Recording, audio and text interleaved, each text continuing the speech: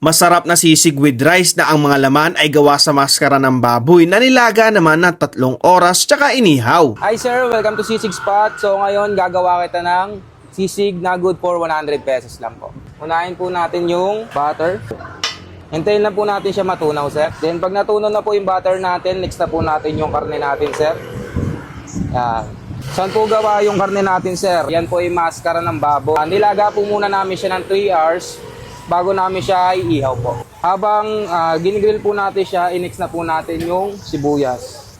Bakit po nilagay natin agad yung sibuyas? Para po maluto po natin siya agad.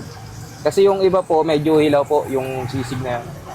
Then mga 2 minutes po, pwede na po natin lagay yung itlog. Lagay na po natin yung savory po yung lasa niya, tsaka di po tulad ng ibang sisig na prito po. So ito po, di na po kayo makakita ng ganito. Makakita po kayo pero bihira po.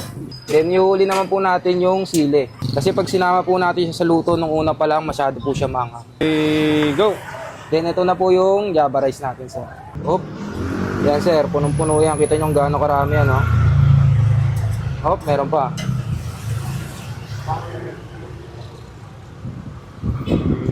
Yan.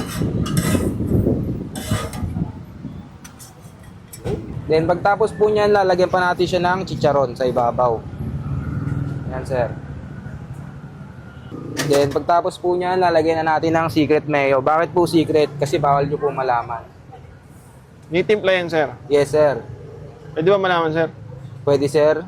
Kaya po siya tinawag na secret kasi bawal po malaman sir. Kahit sinong vlogger po, di po pwede malaman. Yan, bale ito na po yung 100 pesos natin na overload sisig sa Sisig Spot.